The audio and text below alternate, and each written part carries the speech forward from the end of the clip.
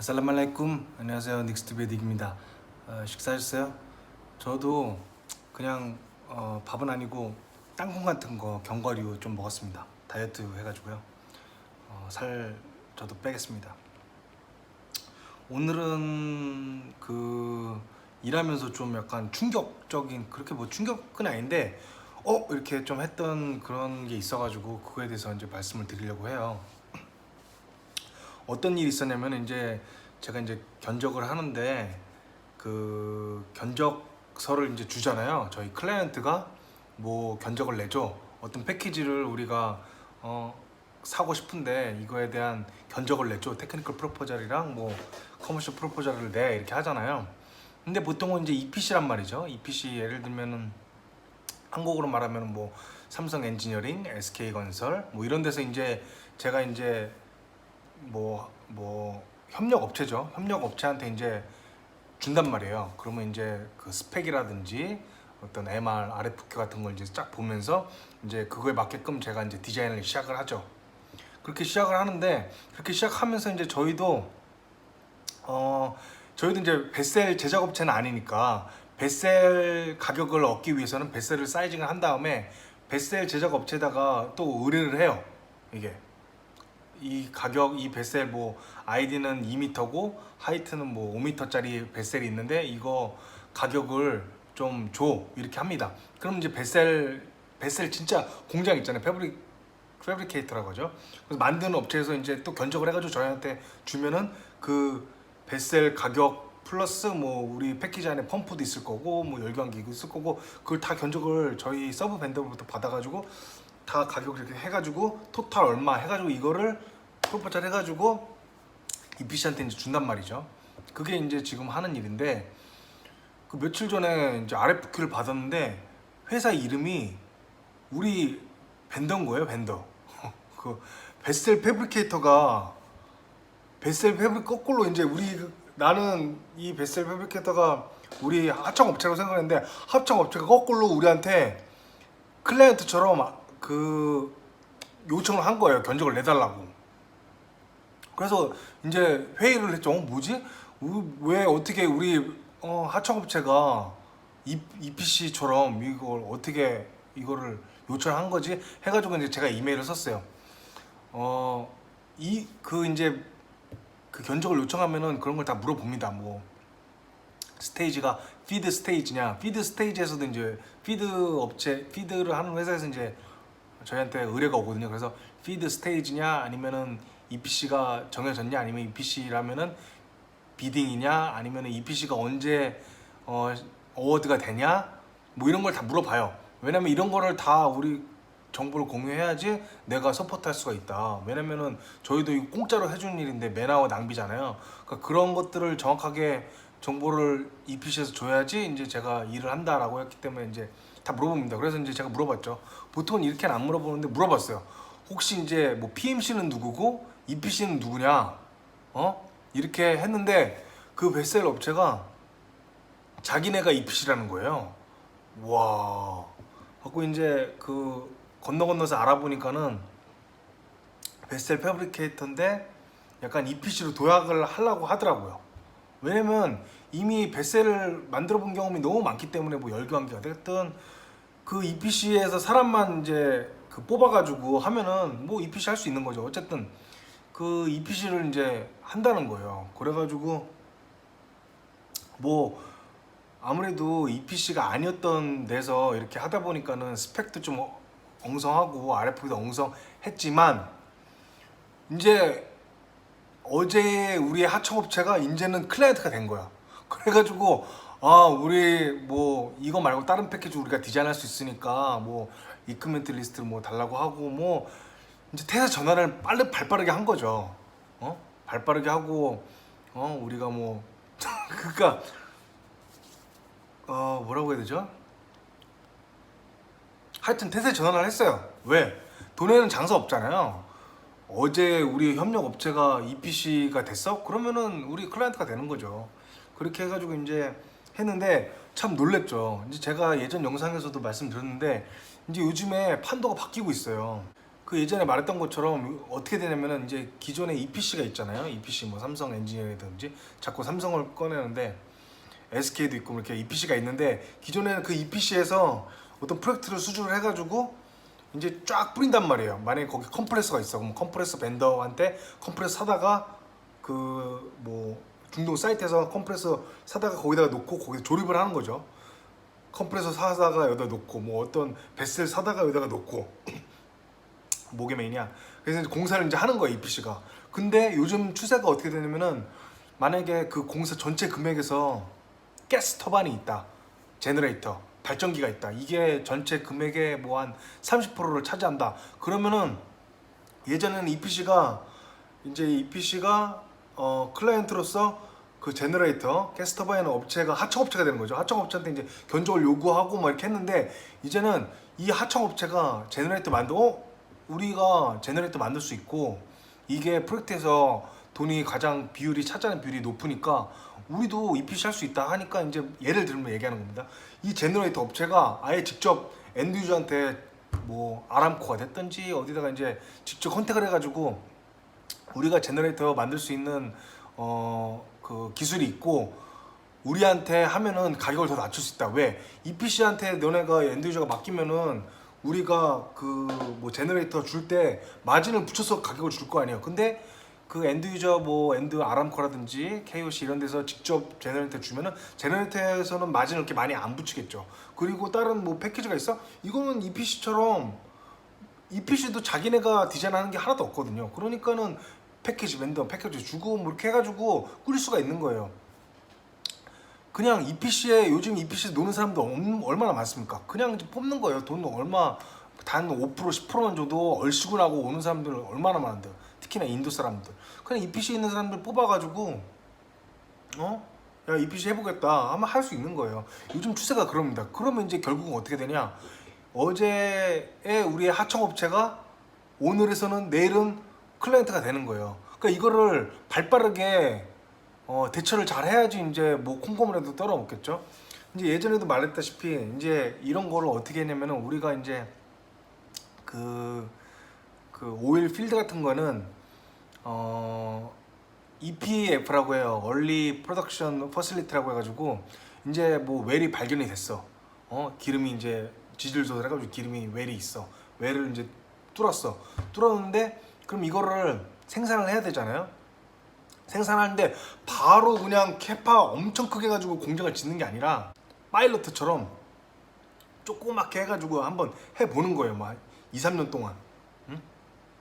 이걸 이제 EPF라고 하는데 그 2, 3년 동안 이제 해가지고 이제 이게 스펙이 잘 나온다라고 하면은 이제 그거를 이제 치우고 진짜 이제 대형 그 캐파를 업 시켜가지고 이제 하는 거예요. 왜? 처음부터 그런 거 없이 대형으로 했는데 만약에 스펙이 안 나와봐. 그러면 돈 날리는 거잖아. 돈 날리고 뭐 시간 날리고 하는 거니까 일단 조그맣게 그 스케일 작게 해가지고 저 넣고 거기서 스펙이 잘 나온다 하면은 그걸 캐파 업 시키는 건데 이제 그런 이제 조그맣진 않죠. 물론 이제 큰 거에 비하면 가격은 작지만은 그런 프로젝트가 많이 나옵니다. 그래서 이제 그런 프로젝트 보면은 거기에 들어가는 패키지들 뭐 오일을 처리하는다는 건 오일을 처리하는 패키지라든지 아니면은 물, 워터 트리트먼트 패키지라든지 뭐 가스에서 물을 뺀다든지 아니면 엑시드가 있다, H2S라든지 CO2가 있다, 그거를 제거하는 뭐 엑시드 가스 리무벌 유닛이 있다든지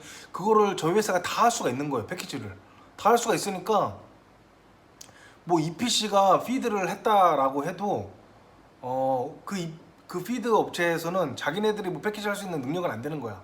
그러니까 우리가 이제 직접 컨택을 한 거죠. 엔드유저한테. 어차피 너네가 EPC한테 피드를 맡겨도 걔네 EPC가 우리한테 물어본다. 근데 우리는 패키지 업체로서 우리가 다 패키지를 다 만들 수가 있어. 그러면 우리한테 직접 다이렉트로 줘라. 그러면 우리가 패키지는 패키지대로 우리가 공급하고 그 사이에 들어가는 파이프 렉이라든지 유틸리티, 뭐 플레어 이런 거는 우리가 그냥 파트너를 EPC를 선정해가지고 데리고 가겠다. 파트너십으로. 이제 이렇게 하니까는 엔드유저에서는 그래 그렇게 해봐라 해가지고 이제 EPC를 찾아야 되는데 EPC를 찾으러 한국에 갔죠. 한국에 갔는데 한국에도 이제 돌아다녔어요. 우리 CEO가 돌아다녔는데 이제 벙찌는 거죠.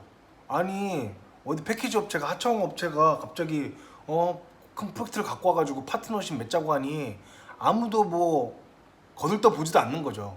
그러니까 그렇게 태세를 빨리 전환해가지고 아 이런 방법으로 지금 패키지 업체가 일을 하고 있구나 그런 걸 발빠르게 해가지고 물론 이제 디클라인을 많이 했어요. 디클라인 이유가 뭐냐면 어쨌든 자기네들은 이제 EPC 업체들은 큰 걸 많이 해봤으니까 뭐 스펙도 막 되게 하고 스콥 정하는 것도 이제 그 프로젝트 초반 단계에 이제 사람 많이 투입해가지고 막 하는데 이제 패키지 업체라고 이제 좀 약간 뭐라고 하죠? 룩다운 한 거죠. 뭐라고 해야지 이게 좀 밑으로 본 거죠. 뭐 스콥 하는 것도 좀 능력이 안 돼 보이고 뭔가 좀 엉성해 보여. 그러니까 이제 다 디클라인을 한 거예요. 근데 한국 EPC는 다 디클라인 하고 중국 EPC만 태세 전환한 거죠. 왜냐면 중국 EPC가 우리의 클라이언트였거든요, 항상. 근데 클라이언트인데 우리가 이제 이렇게 접근한 거야. 우리가 이 프로젝트를 엔드유저부터 땄다. 그래서 이제 EPC만 데리고 가면 되는데 조인트 벤처를 맺자 하니까는 중국 EPC에서는 우리 클라이언트인데 아 그래 그렇게 하자라고 해가지고 이제 중국 EPC에서는 이제 유틸리티라든지 오프사이트 이런 것들을 디자인하고 파이프라인 같은 거 하고 우리는 패키지만 해가지고 같이 이제 파트너 해가지고 견적을 내가지고 이런 식으로 이제 일을 했는데 모르겠습니다. 뭐 이유가 있겠죠. 하여튼 한국 EPC는 다 디클라인 했다고 들었어요. 그러니까 모르겠습니다. 뭐 이유가 있겠죠. 근데 제 개인적인 생각에는 뭔가 좀 약간 적응하는 속도가 느린 것 같아. 요즘에는 이 엔지니어링 지각이 변동되고 있습니다. 이제 EPC가 되게 불리한 입장이에요. 왜냐면 베셀 업체가 EPC 진입하는 게 EPC로 도약하는 게 더 쉬울까요? 아니면 EPC가 뭐 베셀 업체를 사가지고 하는 게 더 쉬울까요? 뭐 두 가지 방법이 있는데 제가 보기에는 베셀 업체 이제 노하우가 많이 있겠죠. 노하우가 많이 있는데 우리가 다 제작을 할 수 있어. 그러면 EPC를 하겠다라고 하면은 EPC에 있는 사람들 돈 좀 더 주고 리드급 해가지고 이렇게 데리고 오면 됩니다. 그러면 바로 EPC 할 수 있는 거죠. 물론 이제 엔드유저에서 그거를 이제 레퍼런스 같은 거 보고 뭐 이렇게 해야 되겠지만 이 요즘에는 엔드유저도 가격엔 장사 없어요. EPC가 가격 낸 게 너무 비싸다. 근데 만약에 베셀 업체가 자기네들이 EPC 하겠다라고 하고 가격 낸 게 베셀이 되게 싸. 그러면 엔드유저가 혹할 수밖에 없는 거죠. 하여튼 이런 어떤 것들이 있는데 이런 거를 발빠르게 적응하고 그래? 야 우리 옛날에 하청업체들이 자기네들이 막 꾸려가지고 프로젝트를 막 따가지고 파트너십 찾는데 같이 분지 파트너 근데 이제 EPC 입장에서는 자존심 상할 수도 있죠. 왜? 중요한 프로세스는 이제 자기네 예전 하청업체들이 한다고 하고 우리는 그냥 뭐 파이프 렉이라든지 중요하지 않은 뭐 유틸리티라든지 이런 거 한다고 하면은 좀 그 자존심 상할 수도 있고 뭐 리스크가 있다고 봤을 수도 있을 것 같아요. 어쨌든 그 이러한 이제 엔지니어링 어떤 이런 세일즈 같은 거에 변동이 있다. 근데 이거를 발빠르게 적응하고 그거를 이제 뭐라고 해야 되죠? 적응하면은 살아남는 거고 그걸 적응 못하고 예전에 야 우리가 클라이언트고 하청업체인데 하청업체가 우리 클라이언트로 온다고? 말도 안 되는 소리 하고 있어. 이렇게 하면은 도태되는 거예요. 저는 그렇게 생각합니다. 그 이탈리아 EPC가 있어요. 이탈리아 EPC가 있는데 저희 클라이언트였죠. 이제 그 프로젝트를 이제 저희 클라이언트로 해가지고 이제 했는데 이 이탈리아 EPC 업체가 원래는 컨스트럭션만 했어. 컨스트럭션이랑 프로큐어먼트만 하고 이제 엔지니어링은 실력이 없었어요. 근데 이제 컨스트럭션을 많이 하다 보니까 이 아프리카 지역에서 그 엔드 유저랑 커넥션이 되게 좋아진 거야. 그러다 보니까 이제 이탈리아 EPC에서 그럼 우리가 이도 한번 엔지니어링도 하겠다라고 해가지고 이제 엔지니어링 하는 거는 그렇게 어렵지 않습니다. 왜? 사람이 하는 거니까요. 사람을 이제 뽑아가지고 이제 엔지니어링도 시작을 하는데 이제 전 프로젝트에서는 우리의 클라이언트였는데 이제 우리가 이제 또 접근을 이렇게 한 거죠. 그렇게 하니까 이 클라이언트는 약간 야, 전 프로젝트에서는 우리가 클라이언트인데 파트너십 맺자고? 이렇게 딱딱한 게 아니라 그래 너네가 뭐 엔지니어링 주도적으로 하고 우리가 컨스트럭션 해가지고 이렇게 조인트 맺자 이렇게 해가지고 뭔가 되게 플렉서블하게 굴러가고 지금 어제 클라이언트가 오늘의 대등한 파트너십으로 맺어가지고 이제 견적도 하고 이렇게 하고 있습니다. 그래서 이제 뭐 인도에서 예전에 베스트셀러 업체였는데 지금 이제 저희한테 클라이언트로 왔죠. 그럼 저는 클라이언트처럼 이제 모시고 얘기를 합니다. 어제 벤더지만 우리 하청업체였지만 오늘은 클라이언트가 된 거야. 그러면은 우리가 서포트가 해주겠다. 너네가 그 이 프로젝트를 비딩이니까 프로젝트를 따게끔 우리가 서포트를 잘 해주겠다. 뭐 해가지고 뭐 AVL 리스트에 우리가 등록이 안 돼 있으면은 등록할 방법 없겠느냐. 뭐 이러면서 막 이렇게 목이 이렇게 뻣뻣하지가 않습니다. 근데 이제 좀 그런 게 좀 있는 건데 뻣뻣한 것도 있고 그리고 이제 제가 보기에는 이제 제가 뭐 알겠습니까? 뭐 잘 모르는데 이제 한국 EPC가 좀 약간 쫄보가 된 게 아닌가. 예전에 이제 저 뭐 옛날 선배들 때는 그때는 막 이제 야 일단 따고라도 보자.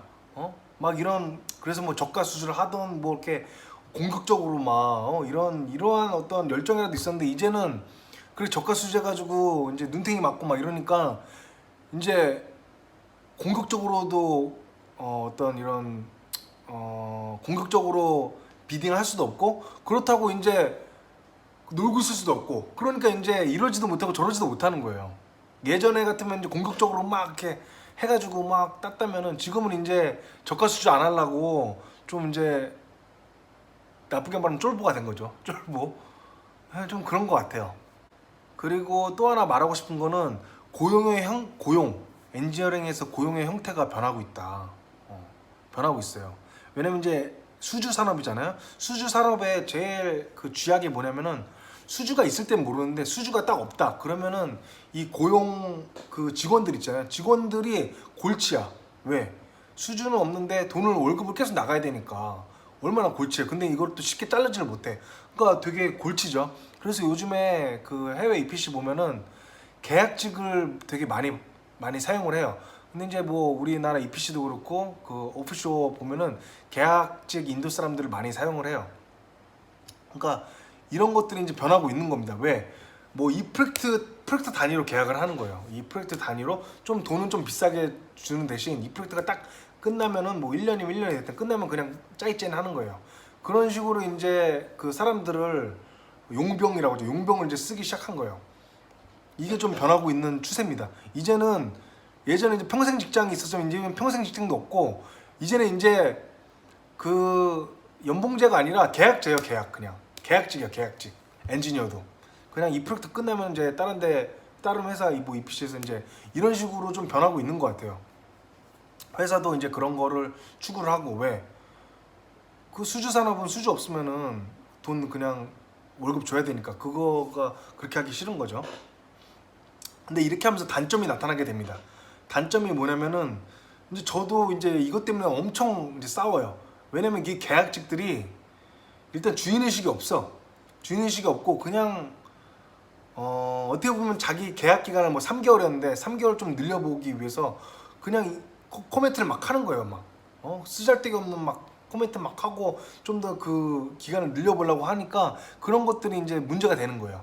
오히려 돈을 아끼려고 계약직을 썼는데 이 계약직 놈들이 일을 제대로 안 하고 자기 계약 기간을 좀 늘리려고 막 이렇게 정치 같은 거 해가지고 하면은 결국 어떻게 했습니까? 공기가 늘어나는 거예요.